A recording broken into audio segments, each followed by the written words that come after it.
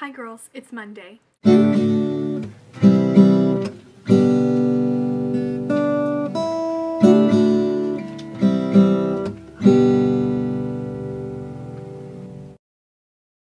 as you all by now know, all of us here on All Made of Awesome are kind of obsessed with Doctor Who. So this week the theme was, if we could ask the Doctor to take us to 5 places in all of time and space, where would those 5 places be?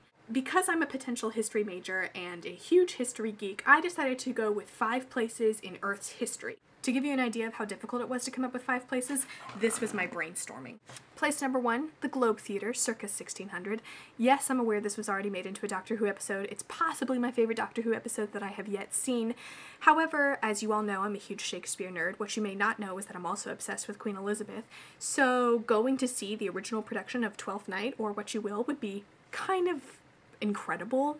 Place number 2, perhaps a bit more obscure, and as far as I know there hasn't been a Doctor Who episode about it, but it would be aboard the ship the Vanity with Anne Bonny, Mary Read, and Captain Calico Jack Rackham. For those of you who don't know who Anne Bonny and Mary Read were, they were 2 female pirates who rose to prominence in the 18th century.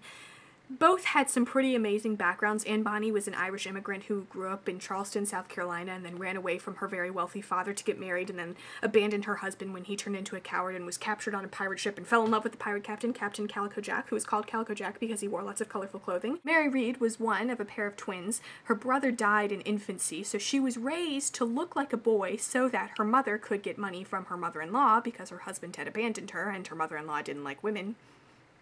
Through a series of long and complicated events that maybe eventually I will make a full vlog on because I'm kind of obsessed with Anne Bonny and Mary Read, the 2 women ended up on the same pirate ship, the Vanity, and became very good friends, and they were the 2 fiercest pirates on the entire ship. One evening in the late 17-teens, the entire crew was drunk, which happened to be a really terrible decision, even though pirates generally were drunk a lot of the time, because a British naval fleet snuck up on the Vanity. Anne Bonny and Mary Read were the only 2 pirates who remained above deck to fight, calling the other members of the crew cowards. They killed several people and wounded several other officers before they were eventually captured, and the entire crew was arrested. While in prison, awaiting their hanging, Anne Bonny visited her lover, Captain Calico Jack.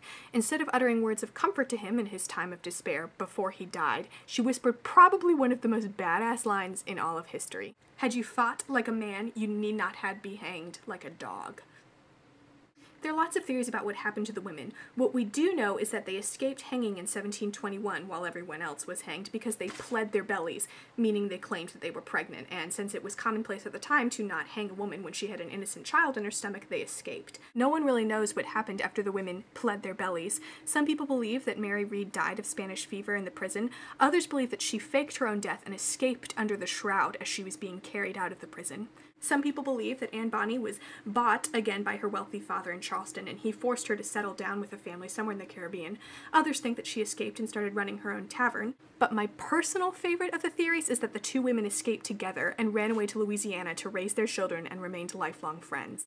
Coming in at place number 3 is Culmore, Northern Ireland in 1932. While Culmore, Northern Ireland is not a place of particular distinction, my understanding is that it's just kind of a big field in a rural community, which is cool, but not necessarily particularly exciting unless you know this, that in 1932 it is where Amelia Earhart landed after her first solo transatlantic flight. Another secret fact about Lizzie is that I really want to get my pilot's license someday because I love Amelia Earhart and I've always wanted to be able to fly. So being able to meet Amelia Earhart just after her completion of one of the most amazing feminist and piloting acts in all of history would be pretty amazing. Number 4, which also happens to be my favorite number, is the Salt Satyagraha, or Gandhi's March to the Sea, which actually took place in 1930, 2 years prior to Amelia Earhart's landing in Culmore, Ireland. So some of you may or may not know that I'm actually a huge admirer of Mahatma Gandhi, and am in a religion class right now which is looking at nonviolence versus violence, and I have read pretty extensively about Mahatma Gandhi, and I think the March to the Sea would be an incredible thing to be a part of, because it was a nonviolent act fighting oppression.